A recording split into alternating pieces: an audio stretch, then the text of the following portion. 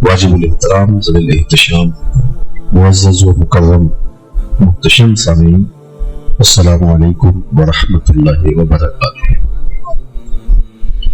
اللہ تعالیٰ جل شانہ نے آج مجھے اور آپ کو اس درس قرآن کی تقریب سعید میں حاضر ہونے کا شرف نصیب کیا۔ ادارۃ المصطفیٰ حلقہ میلو والا کی جانب سے منعقدہ اس تقریب میں شرکت کا اعزاز مجھے آپ کو نصیب ہو رہا ہے۔ لمحہ لمحہ اس کی برکتیں روحوں میں اتار دی جائے اور ہمارا یہاں آنا بامقصد ٹھہرے اور ہمارے باطن کی روشنی کا سامان ہو، دنیا آخرت کی بہتریاں ہم سب کا مقصود ہو، اور اللہ تعالیٰ منتظمین کو، نوجوانوں کو جذبوں کی مزید کائنات نصیب کرے اور ان کے جذبوں کو مزید توانائی بخشے اور حرارت نصیب فرمائے۔ میں نے آپ کے سامنے جن کلمات رحمت پر کچھ بات کرنی ہے، اس کا مختصر مفہوم یہ ہے کہ اہل ایمان کو حکم دیا گیا کہ جب تمہیں میرے رسول صلی اللہ علیہ وآلہ وسلم کی بارگاہ میں حاضری کا موقع اور شرف ملے تو تم یوں ہی جو منہ میں آئے وہ نہ پکارو، بلکہ اس بارگاہ میں بات کرنے سے قبل لفظوں کا چناؤ کرو اور رائے نہ کہنے سے منع کر دیا گیا۔ ہوتا یہ تھا کہ جب حضور گفتگو کرتے تو حضور کا لہجہ اتنا شستہ، خوبصورت، دل آویز، نکھرا ہوا اور روح میں اترتا ہوا اور من میں روشنیاں پیدا کرتا ہوا اور باطن میں اجالے ڈالتا ہوا اور روحوں کے زنگ اتارتا ہوا، ایسا خوبصورت لہجہ تھا کہ ام المؤمنین سیدہ عائشہ رضی اللہ تعالی عنہا فرماتی ہیں کہ حضور کے لفظوں کو تم اگر گننا چاہو تو گن بھی سکتے، یعنی اس طرح حضور گفتگو فرماتے تھے۔ انہیں مابت نے جو حضور علیہ السلام کا حلیہ بیان کیا ہے، اس میں حضور کی گفتگو پر اس نے کہا کہ جس طرح موتیوں کی لڑی ٹوٹ جائے اور موتی گرتے ہیں، اس طرح حضور کی زبان سے کلمات نکلتے تھے۔ حضور مشکل گفتگو کرنے کا مزاج نہیں رکھتے تھے، سادہ لفظوں میں معافی زمین لوگوں کے سامنے بیان فرماتے، اور یہ حکمت ہوتی ہے۔ بعض لوگوں کو بھاری بھرکم علمی اور فنی اصطلاحات بولنے کی عادت ہوتی ہے اور اس سے مقصود لوگوں پر اپنے علم کا روب جمانا ہوتا ہے۔ یہ کوئی بڑی بات نہیں ہے، بلکہ آپ کے جو مخاطبین ہیں ان کا مبلغ علم کیا ہے، ان کے نفسیات کیا ہیں، اس کے مطابق بات کرنی چاہیے، اور حضور کا یہ طریقہ رہا۔ بلکہ فرمایا کلم الناس علی قدر عقولہم، جب بات کرو تو لوگوں کے فہم کے مطابق کرو۔ پھر حضور بہت لمبی گفتگو نہیں کیا کرتے تھے۔ حضرت جابر بن سامورہ رضی اللہ تعالی عنہ فرماتے ہیں كنت اصلی مع النبی صلی اللہ علیہ وسلم فکانت صلاته قصدا وخطبته قصدا، کہتے میں حضور کے پیچھے نماز بھی پڑھتا تھا، حضور کے خطابات بھی سنتا تھا۔ حضور کی نماز بھی زیادہ لمبی نہیں ہوتی تھی، خطبے بھی زیادہ لمبے نہیں ہوتے تھے۔ مختصر اور انتہائی جامع کلام کرنے کا حضور مزاج رکھتے تھے۔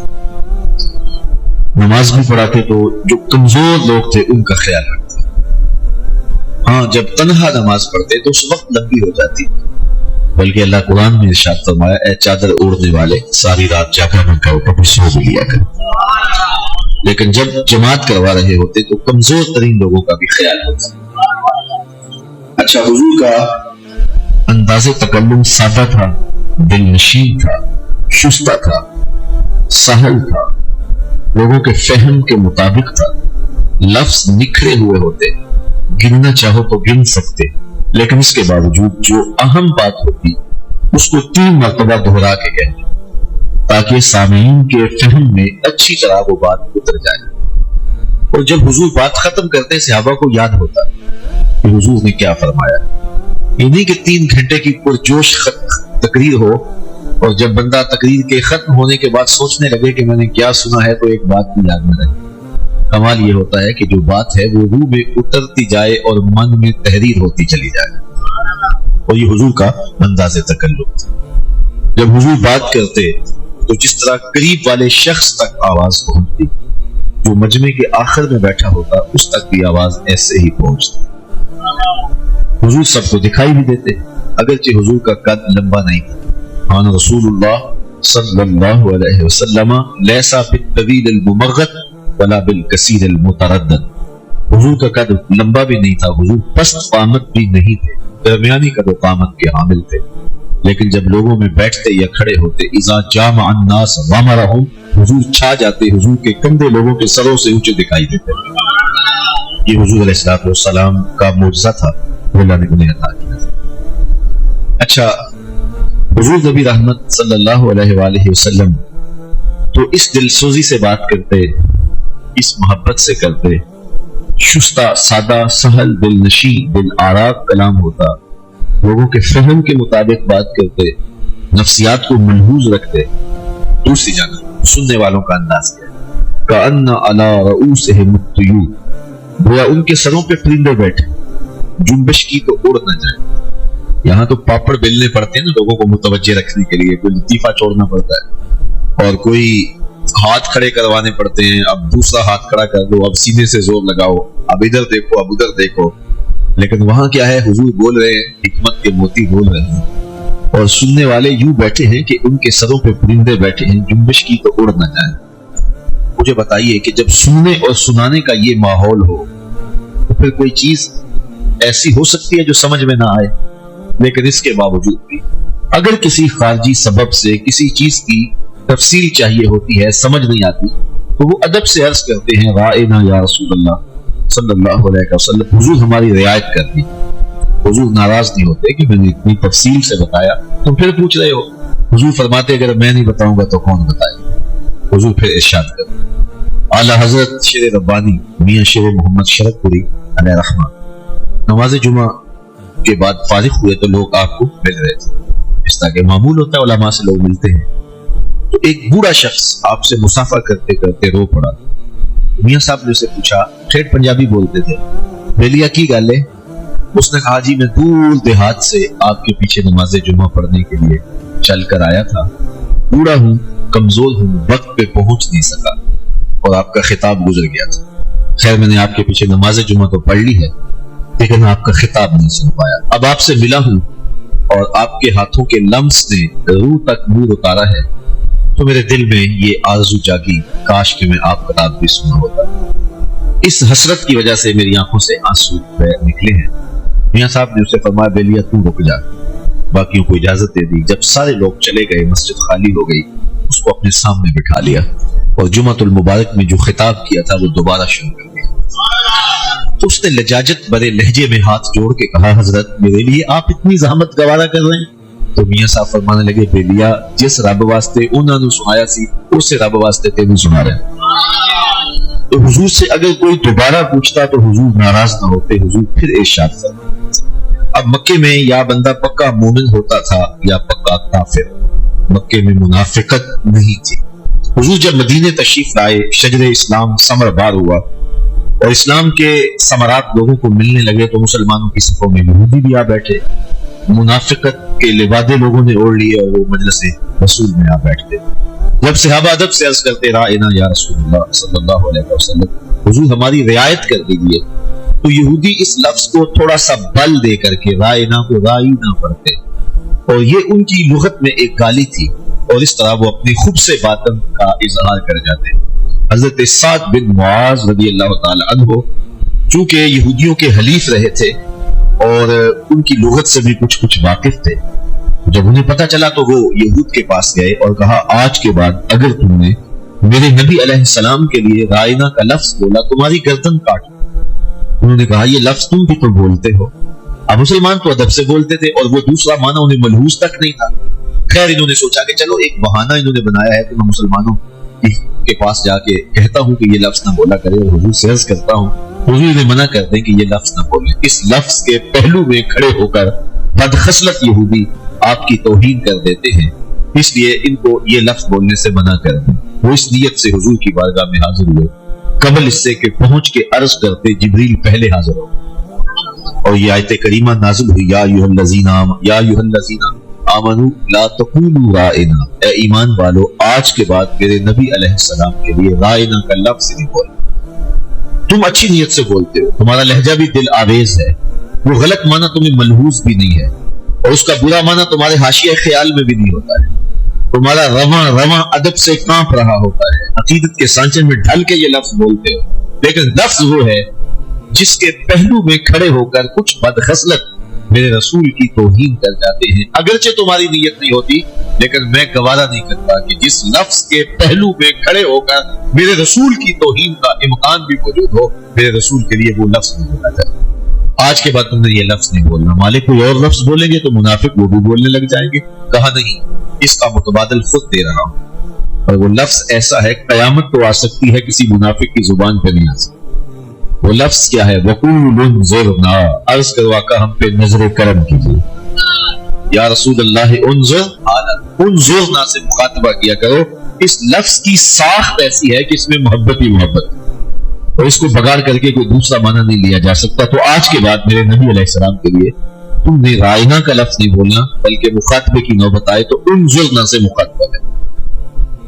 تو یہ اتنی حساس اور نازک بارگاہ ہے، یہاں بولنے سے قبل لفظوں کا چناؤ کرنے کی تعلیم دی گئی، بلکہ سورہ المجادلہ کے اندر ارشاد فرمایا یا ایھا الذین آمنوا اذا ناجیتم الرسول فقدموا بین یدی نجواکم صدقہ، اے ایمان والو جب میرے نبی سے کوئی بات کرنا چاہو، کوئی سرگوشی کرنا چاہو تو یوں ہی نہ آ جانا، پہلے گھر جاؤ، صدقہ لو، پھر فقیر ڈھونڈو، پھر خیرات کرو، پھر میرے نبی کے پاس آؤ، تمہیں پتہ چلے کتنی اونچی بارگاہ میں آ گئے۔ یہ حکم نامہ نازل ہوا، سورہ مجادلہ میں آیت موجود ہے۔ حضرت علی المرتضیٰ رضی اللہ تعالی عنہ نے تھوڑے سے جو خیرات کیے اور حضور کی خدمت میں آئے اور 10 مسائل پوچھے۔ یہ آیت فوراً منسوخ کر دی گئی، کیوں کہ صحابہ غریب ہیں، تو غریب صحابہ تو پھر حضور سے کوئی مسئلہ نہیں پوچھ سکیں گے، بلال حبشی تو کوئی بات نہیں کر سکیں گے، سلمان فارسی تو کوئی مسئلہ نہیں پوچھ سکیں۔ صحابہ کی غربت کا لحاظ رکھتے ہوئے اس آیت کے وجوب کو اٹھا لیا گیا۔ قرآن مجید کے دامن میں آیت موجود ہے، لیکن اس کا وجوبی حکم باقی نہیں ہے، منسوخ کر دیا۔ مجھے آپ بتائیے، سادہ سا سوال ہے، کیا اس آیت کے نازل کرنے کے بعد رب کو پتا چلا صحابہ غریب ہیں، یا پہلے ہی پتا تھا؟ آپ سب کہہ رہے ہیں پہلے ہی پتا، وہ حقیقت میں یہی ہے۔ جب اللہ کو پہلے ہی پتا تھا تو آیت نازل ہی کی، کہ بعد میں حکم منسوخ کرنا پڑا، تو دنیا کو شعور دینا مقصود تھا کہ تمہاری غربت کا لحاظ کرتے ہوئے تمہارے اوپر یہ بوجھ نہیں ڈال رہے، ورنہ میرے محبوب کی چوکھٹ کا ادب یہی ہے، جس طرح نماز سے پہلے وضو کیا جاتا ہے، حضور سے بات کرنی ہے تو پہلے صدقہ کیا کرو۔ سورہ الحجرات کے اندر ایک اور ادب سکھایا، یا ایھا الذین آمنوا لا ترفعوا اصواتکم فوق صوت النبی، یہ معمولی ذات نہیں ہے، کہا کہ میرے رسول کی بارگاہ میں حاضری ہو تو اپنی آواز بھی میرے رسول کی آواز سے بلند، اپنا لہجہ بھی میرے رسول کے لہجے سے اونچا نہ ہونے دینا۔ اگر آواز بھی اونچی ہو گئی تو لٹ جاؤ گے، تمہارے پلے کچھ نہیں رہے گا، اعمال کی ساری پونجی لٹ جائے گی۔ وَأَنْتُمْ لَا تَعْشُرُونَ، آخر میں فرمایا، اور تمہیں پتہ بھی نہیں چلے گا، تم سمجھو گے نیکوکار ہیں، اتنے حج، اتنے عمرے، اتنے چلے، اتنی عبادتیں، اتنے صدقے، اتنی نمازیں، اتنے قیام، اتنے رکوع، لیکن سب کچھ لٹ جائے گا اگر تمہاری آواز بھی میرے نبی کی آواز سے پوچھے۔ اور یہ حکم صرف حضور کی حیات ظاہریہ میں ہی نہیں تھا، حضور کے وصال کے بعد بھی نافذ العمل ہے۔ حضرت صاحب بن یزید کہتے ہیں، میں مسجد نبوی کے گوشے میں بیٹھا تھا تو کسی نے مجھے کنکر مارا، میں نے پلٹ کے دیکھا تو وہ حضرت عمر تھے رضی اللہ تعالیٰ عنہ۔ میں ان کے پاس اٹھ کے چلا گیا اور میں نے کہا آپ نے مجھے کنکر کیوں مارا ہے؟ وہ فرمانے لگے وہ 2 آدمی جو بیٹھ کے باتیں کر رہے ہیں اور ان کی آواز بلند ہے، ان کو بلا کے لاؤ۔ میں گیا ان کو بلا کے لایا۔ حضرت عمر نے ان سے کہا کہ تم بلند آواز سے بول رہے ہو، کہاں کے رہنے والے ہو؟ انہوں نے کہا جی ہم طائف کے رہنے والے۔ کہا اگر تم اہل مدینہ سے ہوتے میں تمہیں سزا دیتا، تم بلند آواز سے بول رہے ہو، جانتے نہیں ہو یہ مسجد رسول اللہ کی ہے؟ یہاں لہجوں کو سنبھالنا پڑتا ہے۔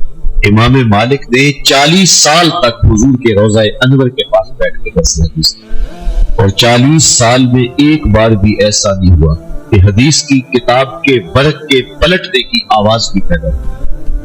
کتنی نازک بارگاہ ہے، کتنی حساس بارگاہ ہے، بے سانس بھی آہستہ دربار نبی۔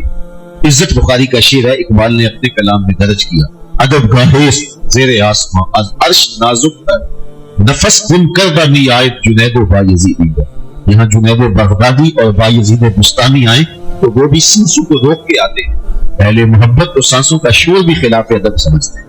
वो इतनी हसास बारगाह है। और अकीदत वालों के रंग देखिए। हजरत अबू हुरैरा मदीने की गली से गुजर रहे हैं, आगे हुजूर अलैहिस्सलाम दिखाई दिए तो उन्होंने रास्ता बदल लिया। तो बाद में हुजूर ने फरमाया, अबू हुरैरा तुम कल मुझे मिले थे, फलां वक्त मुझे मिले थे और तुमने रास्ता बदल लिया। अर्ज की हुजूर में वुजू से नहीं था।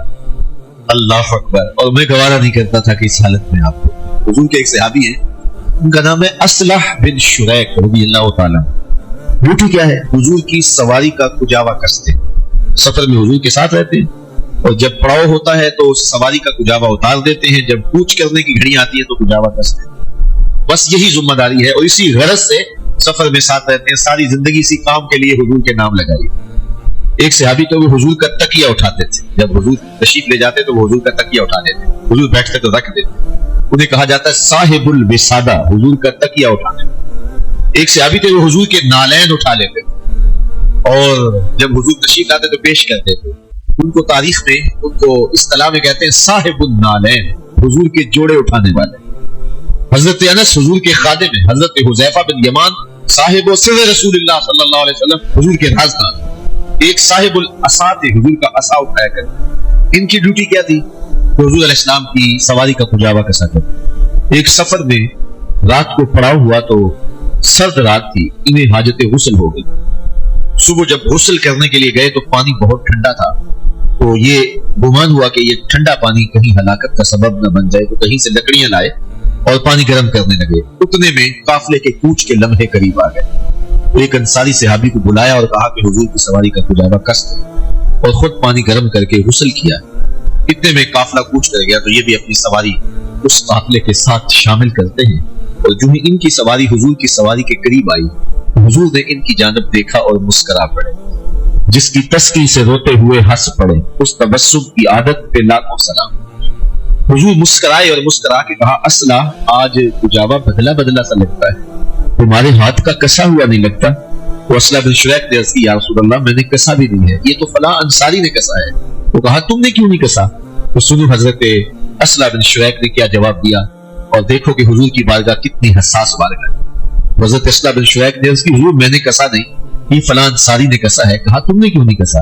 अर्ज़ की, हुजूर मैं तहारत से नहीं था और मैंने गवारा नहीं किया कि जिन लकड़ियों ने आपके बदन को छूना है उनको बेवजू हाथ लगाया जाए। ये मोहब्बत वालों की बोली है। हजरत अबू हुरैरा रज़ियल्लाहु ताला अन्हु ने सारी जिंदगी कमान को बेवजू हाथ में लगाया। जिससे तीर फेंकते हैं उस कमान को बेवजू हाथ में लगाया। किसी ने कहा, अबू हुरैरा ये कमान कहां से बन के आई है और तुम इस कमान को बेवजू छूते नहीं हो? कहा कि मैं समझता हूं ये कमान किस इलाके से बन के आई है और मैं इस कमान को इसलिए नहीं बेवजू हाथ लगाता कि इस तरह की एक कमान मैंने हुजूर के हाथ में देखी। अगरचे ये वो नहीं है, इसकी शक्ल तो उस कमान से मिलती है, लिहाजा मेरी मोहब्बत गवारा नहीं करती कि जिस कमान की शक्ल रसूलुल्लाह की कमान से मिलती हो उसको भी बेवजू हाथ लगा। अल्लामा इकबाल अलैहि रहमा फरमाया करते थे, लोग बातें करते हैं, मैं तो ये भी गवारा नहीं करता कि कोई कहे कि तेरे पैगंबर के कपड़े भी मैले थे। तो मुझे बताओ, जो जात इतनी हसास है कि वहां लहजे भी संभालने पड़ते हैं, जहां लफ्जों का भी चुनाव करना पड़ता है, यहां चलते हुए कदमों की आहट से भी बचना पड़ता है, जहां पूरी आंख खोलने से भी रोका गया है, जहां अकीदतें निछावर करने का हुक्म दिया गया है, एक बदबख्त मलऊना जिसने इहानत रसूल की हो और उस FIR को पढ़ा नहीं जाता जो उसने लफ्ज कहे और फिर बाकायदा उसको अदालत की जानिब से सजाए मौत सुनाई गई और एक बदबख्त जाके उसके सर पे हाथ रखे और कहे कि तेरा मुकदमा मैं लड़ूंगा और जेल की सलाखों से बाहर मैं तुझे लाऊंगा और इस काले कानून को मैं खत्म करवाऊंगा और फिर उसके खिलाफ अदालती चाराजोई की जाए तो अदालतें भी भांज हो, कानून भी गूंगा हो और कोई अदालत में और कोई जो है वो थाने के अंदर FIR तक न कटे उस शख्स के खिलाफ, तो फिर रब किसी को तो मुमताज करना ही था ना, किसी को तो इज्जत देनी थी। वो अपने महबूब की नामूस पे पहरा देना जानता और ये उसका इंतखाब है कि वो उसके लिए किसको मुंतखब करता है। बड़े बड़े लोग रह जाते हैं लेकिन बास का कोई बाजी ले जाता। जब गाजी इल्मुद्दीन का जनाजा उठा तो उस वक्त अमीर मिल्लत जनाजे के साथ चल रहे थे और अमीर मिल्लत की आंखों में आंसू थे और उन्होंने एक तारीख साज जुमला कहा, لوگوں میں نے بڑے بڑے بادشاہوں کی کہانیاں پڑھی ہیں، میرے دل میں کبھی یہ امنگ نہیں جاگی کہ فلاں بادشاہ میں ہوتا۔ فقیر خود بادشاہ ہوتا ہے، فقیر ہو صحیح، وہ مانگٹ نہیں ہوتا، وہ شہنشاہ ہوتا ہے۔ اور امیر ملت تو وہ ہے کہ نواب آف دکن جن کے قدموں میں بیٹھتا۔ کہا میں نے پہلوانوں کے قصے پڑھے ہیں، میرے دل میں یہ امنگ بھی کبھی نہیں جاگی کہ فلاں پہلوان میں ہوتا۔ پھر کہا ہاں میں نے بڑے بڑے ولیوں کے قصے پڑھے ہیں، میرے دل میں یہ آرزو بھی کبھی پیدا نہیں ہوئی کہ فلاں ولی بھی ہوتا۔ آج غازی علم الدین کا جنازہ میانی صاحب قبرستان کی طرف بڑھ رہا ہے، میرے دل میں یہ جذبہ گڑائیاں لے رہا ہے، کاش آج اس چارپائی پہ جماعت علی ہوتا۔ اور جب اس فقیر کا جنازہ اٹھا تو 6 لاکھ لوگ اس فقیر کے جنازے۔ اللہ اکبر۔ سید دیدار علی شاہ محدث الوری علیہ رحمہ نے جنازہ پڑھایا، تو جنازہ پڑھاتے ہی بے ہوش ہو گئے۔ تو بعد میں شاگردوں نے پوچھا کہ حضرت یہ منظر ہم نے پہلی مرتبہ دیکھا ہے، بڑے بڑے جنازے آپ نے پڑھائے ہیں، تو آپ جنازہ پڑھاتے ہی بے ہوش ہو گئے۔ تو محدث الوری فرمانے لگے ساری زندگی بڑے جنازے پڑھائے ہیں اور حدیث بھی پڑھائی ہے، کبھی ایسا نہیں ہوا ادھر جنازہ پڑھایا ہو ادھر آمنہ کے دیدار لال کا دیدار ہوا ہو۔ اور جب لحد میں اتارا تو علامہ اقبال خود لحد میں اتارنے والے تھے، اور کفن کی تنیاں کھولتے ہوئے اقبال نے کہا غازی تیرا وعدہ میں نے پورا کیا، کیونکہ غازی کی آرزو تھی کہ مجھے میانی صاحب قبرستان میں دفن کیا جائے۔ یہ انہوں نے وصیت کی، نقص امن کا بہانہ بنا کے میاں والی میں تدفین کر دی گئی۔ اور پھر باقاعدہ تحریک چلی جس کے سرخیل سر محمد شفیع تھے، علامہ اقبال تھے، محمد حسین مالودہ اور باقی لوگ تھے۔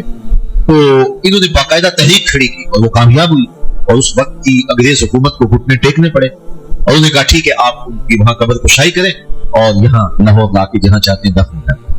میاں والی میں غازی صاحب کی قبر کشائی، احالیہ نے میاں والی کہتے ہیں جب قبر کھلی تو پورا میاں والی خوشبوؤں سے مہکنے لگا۔ پھر بذریعہ ٹرین ان کے جسد اطہر کو لاہور لایا گیا، اور جب لحد میں اتارا تو اقبال نے کہا کہ غازی تیری وصیت ہم نے پوری کی ہے، اور اس کے لیے دن رات محنت کی۔ کہا کہ غازی جو تیری وصیت تھی وہ میں نے پوری کر دی، اب ایک کام اقبال کا بھی کرنا۔ جب لحد میں رسول اللہ آئے تو اقبال کا سلام پیش کر گئے، اور پھر اس کے بعد جب اقبال لحد سے باہر نکلے اور قبر پر مٹی ڈال کے واپس پلٹنے لگے تو یہ بچے کو جملے یاد ہیں۔ اقبال ایسے ہاتھ مل رہے تھے اور لبوں پہ یہ تھے، پنجابی لہجے میں کہتے لوگوں اسی گلہ ہی کرتے رہ گئے تو ترکھانہ دا منڈا بازی رہ گئے۔ اور یہ منظر ہم نے غازی عامر چیمہ کے جنازے میں بھی دیکھا کہ بڑے بڑے صاحبان جبہ و دستار اپنی جبہ و دستار کی شانیں ان قدموں میں نچھاور کرنے کے لیے بے چین۔ میں نے غازی عامر چیمہ کی قبر کی پائنٹی پر ایک سید زادے کو روتے ہوئے دیکھا، اور وہ کہہ رہا تھا ربا میں تینوں یہ نہیں کہتا مینوں عامر چیمہ بنا دے، میں تو یہ کہتا ہوں اس کے قدموں کی خاک ہی بنا۔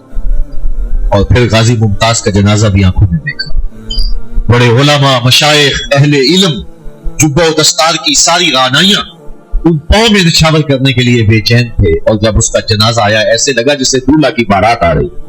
مجھے اعلیٰ حضرت بولڑوی کا شعر اس وقت یاد آ رہا تھا کہ لیے پھرتی ہے بلبل چونچ میں گل، شہید ناز کی تربت کہاں ہے۔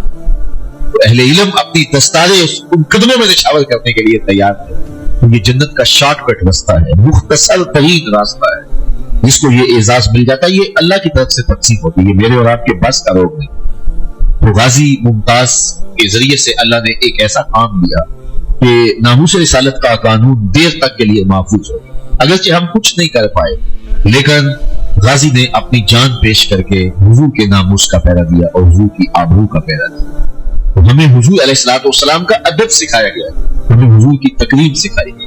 اور اقبال کا وہ قول کہ میں تو یہ بھی گوارا نہیں کرتا تو کوئی کہے کہ تیرے پیغمبر کے کپڑے بھی میلے، ہمیں حضور کی ناموس کا درس دیا گیا۔ بلکہ ایک مقام پہ ارشاد فرمایا گیا اے ایمان والو، میرے نبی کی بارگاہ میں حاضری کا شرف ملے تو دروازوں پہ دستک نہ دینا۔ وہ جو ایک قبیلہ بنو تمیم کا آیا تھا انہوں نے آ کے دروازوں پہ دستک دی تو اللہ تعالیٰ نے اس کو ناپسند کیا، کہا ان میں چراغ عقل نہیں ہے، اگر عقل ہوتی تو یہ یوں دستک نہ دیتے، دہلیز کے ساتھ لگ کے بیٹھ جاتے، محبوب خود ہی تشریف لے آتا۔ اور پھر صحابہ کا یہ معمول رہا کہ وہ حضور کی دہلیز پہ دستک نہیں دیا کرتے، دروازے کے ساتھ بیٹھ کے درود پڑھتے رہتے، حضور خود آتے تو حاجت کہتے، اور اگر کبھی ایمرجنسی حالات ہوتے دستک دینا ناگزیر ہوتا تو پھر طریقہ کیا تھا؟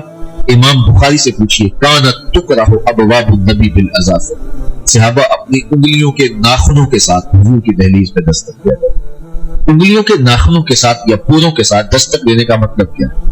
ملا علی قاری علیہ رحمہ شرح شفا میں لکھتے ہیں اے دربن خفیفن و دقن لطیفن تعظیمن و تکریمن و تشریف، یہ سب کچھ حضور کی عزت افزائی کے لیے تھا۔ ساغر صدیقی نے کہا تھا میں نے پلکوں سے درے یار پہ دستک دی ہے، میں وہ سائل ہوں جسے کوئی صدا یاد۔ ساغر صدیقی کا شاعرانہ تخیل ہے، اس نے عملاً درے حبیب پہ یوں دستک نہیں دی ہوگی، لیکن صحابہ نے تو دے کے دکھائی۔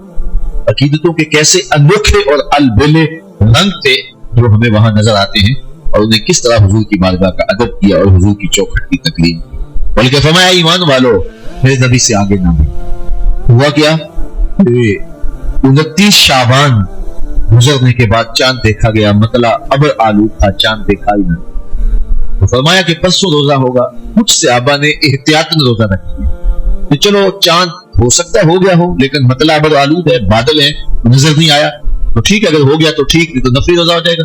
انہوں نے احتیاطاً روزہ رکھ لیا، رسول کریم نے نہیں رکھا، انہوں نے رکھ لیا۔ رب نے قرآن اتارا، اے ایمان والو میرے رسول سے آگے کیوں بڑھتے ہو؟ تمہارا یہ عمل ہی نہیں ہے، ہم کی رضا کے لیے تم نے کیا ہے نا۔ لیکن کہا یا ایھا الذین آمنوا لا تقدموا بین یدی اللہ ورسولہ واتقوا اللہ، اے ایمان والو اللہ اس کے رسول سے آگے بڑھتے ہو۔ کیا عمل رب کی رضا کے لیے، لیکن رب کہتا ہے یہ تمہارا عمل ہی نہیں ہے، اس لیے کہ تم نے میرے رسول سے پہل کی ہے۔ تم اگر رسول سے پہل کرو گے تمہارا عمل ہی نہیں ہوگا، اور پھر پہل رسول سے کی تھی، اور رب نے کہا اللہ اس کے رسول سے آگے بڑھتے ہو۔ اللہ تو روزے نہیں رکھتا، لیکن کہا میرے رسول سے آگے بڑھنا، میرے سے آگے بڑھنا۔ ہمارے بزرگ فرمایا کرتے تھے کہ اللہ اس کے رسول کی ذات ایک نہیں ہے مگر بات ایک ہی ہے، تو کہا آگے مت بڑھو، واتقوا اللہ، اور اللہ سے ڈر جاؤ۔ یہ کتنی حساس اور کتنی نازک بات ہے۔ صحابہ نے پھر اس چیز کا پورا خیال رکھا۔ جب صلح حدیبیہ کے موقع پہ حضرت عثمان غنی رضی اللہ تعالی عنہ کو بھیجا تو جاؤ جب تم سفیر بن کے جاؤ اور قریش سے کہو کہ ہم لڑائی کے لیے نہیں آئے، ہم محض عمرے کے لیے آئے۔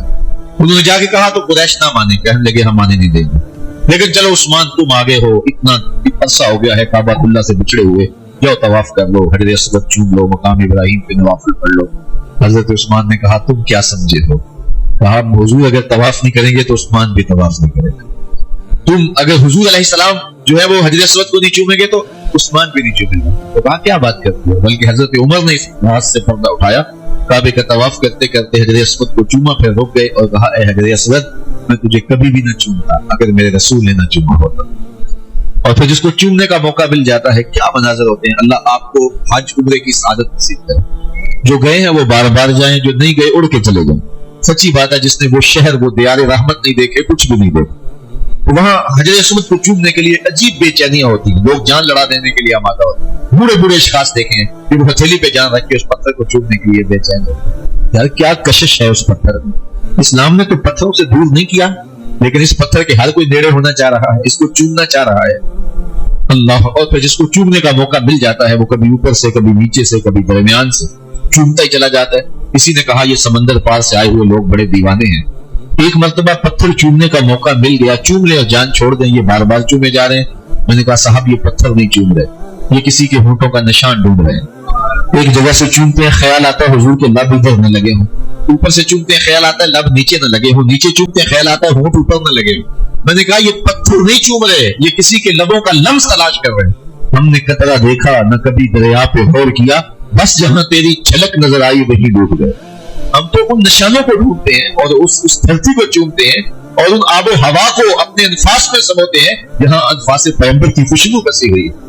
تو کیا عجیب رنگ ہے محبتوں کے، عقیدتوں کے۔ تو کہا کہ اے ایمان والو تمہاری آواز بھی اونچی نہ ہونے پائے، تمہارا لہجہ بھی بلند نہ ہونے پائے، تم تقدم بھی اختیار نہ کرو، میرے محبوب کی چوکھٹ پہ دستک بھی نہ دو، تم جس طرح ایک دوسرے کو پکارتے ہو یوں میرے رسول کو پکارو بھی نہ، اور اسی طرح ارشاد فرمایا تمہاری آواز بھی اونچی نہ ہونے پائے، اور جب حضور کی بارگاہ میں حاضری کا موقع ملے پہلے صدقہ دیا کرو، اور یوں ہی جو زبان میں آئے وہ کہہ نہ دو، پہلے لفظوں کو چنو اور لفظوں کی تلاش خراش کرو، جو سونے موتیوں کی طرح لفظ ہو وہ حضور کی بارگاہ میں پیش کرو۔ تو رائے نہ کہہ کے نہ پکارو، انظر نہ کہہ کے مخاطب کرو۔ اگر آپ مجھے پوچھیں کہ دین کیا ہے تو ایک تو ہے 3 گھنٹے کا لیکچر اس پہ دیا جائے کہ دین یہ ہے، اور اگر آپ کہیں کہ جناب یہ پونا گھنٹہ ہو گیا آپ کو گفتگو کرتے ہوئے، ہم نے اب کام پہ بھی صبح جانا ہے تو آپ خطاب کو لمبا کیے جا رہے ہیں، تو مختصر ہمیں بتا دیجئے۔ تو میں 2 لفظوں میں اقبال کا لہجہ ادھار لے کے بتاؤں گا کہ دین ہے۔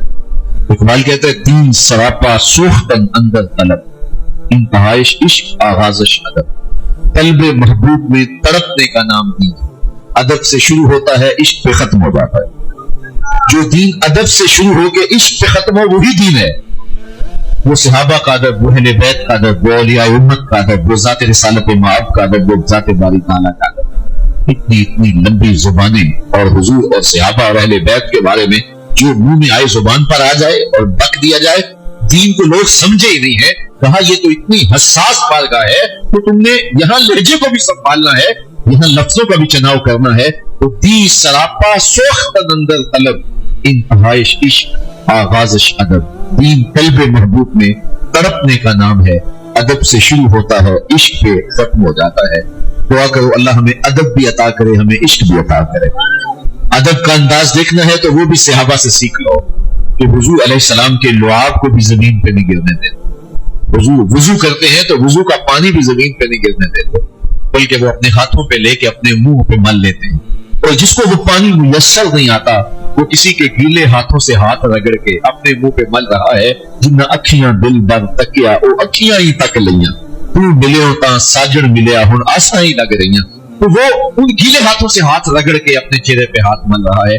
اگر یہ رنگ سیکھنا ہے تو یہ بھی صحابہ سے سیکھو، اور اگر عشق کا انداز سیکھنا ہے تو وہ بھی اصحاب رسول سے سیکھو. عشق کی انتہا یہ ہے کہ اپنے محبوب کی ہر ادا کو محبوب جانا جائے. نہ صرف کہ محبوب حکم کرے تو مانا جائے، بلکہ محبوب کی پیشانی کو دیکھا جائے اور محبوب کے اشارے کو سمجھا جائے. حضور مدینے کی گلی سے گزر رہے ہیں تو ایک گنبد نما مکان بنتے ہوئے حضور نے دیکھا. حضور رکے اور پوچھا یہ کس کا ہے؟ کہا فلاں انصاری کا. حضور کے چہرے پہ پسندیدگی کے آثار نہیں آئے اور حضور آگے گزرے. کسی نے اس کو بتایا کہ اس گلی سے حضور گزرے تھے، رحمت کی برکھا برسی تھی، انوار پھیلے تھے. چند لمحوں کے لیے رب کی مجسم رحمت رک گئی تھی اور تیرے مکان کو دیکھا تھا لیکن چہرے پہ آثار پسندیدگی نمایاں نہیں ہوئے. اس نے کہا اچھا. کہا ہاں. اس نے کدال پکڑا اور بنا ہوا مکان گرا کے ملبے کا ڈھیر بنا دیا. 2 دن بعد حضور کا پھر گزران ہوا، دیکھا کہ ملبے کا ڈھیر پڑا ہے. حضور پھر رک گئے اور کہا کہ صاحب مکان کی طرح بلایا گیا. کہا میں گزرا تھا، یہاں مکان تھا، اب ملبے کا ڈھیر ہے، کیا ہوا؟ عرض کی حضور میں نے گرا دیا. فرمایا کیوں؟ عرض کی حضور سنا تھا آپ کو پسند ہے. میں اور آپ سر سے لے کر پاؤں تک، شادی بیاہ سے لے کر کے سیاسی زندگی تک، اپنی گھریلو زندگی سے لے کر کے کاروباری زندگی تک، دیکھیں ہمارا کیا کیا حضور کو پسند. یار نماز پڑھنا پھر کیا مشکل ہو جائے گا؟ اپنی وضاقتہ سنت کے مطابق بنانا کیسے مشکل ہوگا جب رسول اللہ سے پیار کا رشتہ قائم ہو جائے. اس نے کہا حضور مجھے نہیں پتا کہ جو ہے وہ مجھے اتنا پتا چلا تھا کہ آپ کو پسند نہیں. تو میں نے کہا جس مکان کو حضور نے پسند نہیں کیا اس میں پہ رہنا کیوں ہے؟ تو محبت والوں کی تو بولی ہے. بحرین سے ایک شخص آیا، حضور سے ملا اور حضور سے اس نے سلام کیا. آقا نے رخ پھیر لیا تو وہ دوسری جانب جدھر حضور کا رخ جانور ہوا ادھر آ کے پھر سلام کرتا. حضور پھر رخ پھیر دیتے. اس کی سمجھ میں نہیں آ رہا تھا یہ کیا ہو رہا ہے. اس نے صحابہ سے کہا تم مجھے کچھ بتا سکتے ہو کہ حضور کی ناراضگی کا سبب کیا ہے؟ نہیں آ رہی اور آقا ناراض ہے. تو انہوں نے کہا یہ تم نے جو انگوٹھی سونے کی پہنی ہے اس وجہ سے حضور ناراض ہے، کیونکہ ان الذهب والفضة حرام لذکور امتی، سونا اور چاندی میری امت کے مردوں کے لیے حرام. صرف ایک 4.5 ماشے سے کم وزن کی ایک انگوٹھی شریعت نے جائز رکھی. اس کے علاوہ نہ کوئی لوہے کا کڑا پہنا جا سکتا ہے. وہ ایک آدمی نے کڑا پہنا تھا تو میں نے پوچھا یہ پہنا ہوا ہے؟ تو وہ بڑا چمک کے کہنے لگا یہ مدینے سے لے کے آئے ہوں. میں نے کہا مدینے والے نے منع کیا. تو اس نے انگوٹھی پہنی تھی سونے کی، تو کہا کہ حضور اس وجہ سے ناراض ہوں گے کیونکہ حضور اس کو آگ کا انگارہ کہتے ہیں، یہ گناہ بے لذت ہے. تو اس نے وہ انگوٹھی اتار کے حضور کی خدمت میں پیش کرتے ہوئے کہا حضور اس وجہ سے ناراض ہے. حضور نے اس کو پکڑا اور پھینک دیا. بیٹھ گئے، بات ہونے لگی، گفتگو چلنے لگی. دیر تک مجلس جاری رہی. جب مجلس ختم ہوئی، اختتام کو پہنچی، لوگ اٹھ کے گھروں کو پلٹے، وہ بھی اٹھ کے جانے لگا. کسی نے کہا کہ صاحب وہ انگوٹھی پڑی ہے اس کو اٹھاتے جاؤ. تم تو نہیں پہن سکتے ٹھیک ہے، لیکن تمہاری بیوی تو پہن سکتی ہے، اس کے لیے تو شرط جائز ہے اور قیمتی ہے. تو اس نے کیا جواب دیا سنو. اس نے کہا واللہ لا آخذہ وقد ترہہ رسول اللہ صلی اللہ علیہ وسلم، اللہ کی قسم پڑی رہے میں کبھی نہیں اٹھاؤں گا جس کو میرے رسول نے پھینک دیا ہے. اور میں اور آپ اپنی زندگی پہ غور کریں، اپنے شب و روز پہ غور کریں کہ ہم کس جگہ پہ کھڑے ہیں. اگر ہم حضور سے پیار کرتے ہیں ہماری شکل بھی بتائے کہ ہم حضور سے پیار کرتے ہیں، ہماری پیشانیاں بتائیں کہ حضور سے پیار کرتے ہیں. ہم دکان پہ بیٹھے تو ہمارا ناپنا تولنا بتائے کہ حضور سے پیار کرتے ہیں. ہم بازار میں چل رہے ہو ہماری نظر بتائے، نظر میں حیا کے پہرے بتائیں کہ ہم رسول اللہ سے پیار کرتے ہیں. ہم کسی سے معاملت کرتے ہیں، وعدہ کرتے ہیں تو وعدہ کا وفا کرنا بتائے ہم حضور سے پیار کرتے ہیں. ہم جو بھی کاروبار کرتے ہیں، جو بھی امور زندگی ہیں، ہمارے امور زندگی بتائیں حضور سے کیا ہے۔ یہ صرف نعروں سے کام نہیں چلے گا، یہاں عمل گواہی دیں تو محمد دی زیارت محمد دے رنگ وچ ٹھگ بازیاں جانے پیارا محمد صلی اللہ علیہ وسلم۔ اقبال نے کیا خوب کہا، چو بنا میں مصطفیٰ خانم درو از خجالت آب بھی کردم وجود، عشق بھی گوئت کے محکوم غیر سینہ تو از بکا مانند غیر، تانداری از محمد رنگ ہو بر زبان خود میالہ نام۔ اور اگر اس کا میں ترجمہ کروں اس رفیع کی شعر میں، یاری نات پاک نبی سنگ اے پر پوری یاری، اس ایک شعر کو سمجھ لو ساری تقریر کا مطلب، یاری لا تو پاک نبی سنگ اے پر پوری یاری، خیر درود قبول ہے تیرا لکھ نلو ایک۔ وآخر دعوانا ان الحمدللہ۔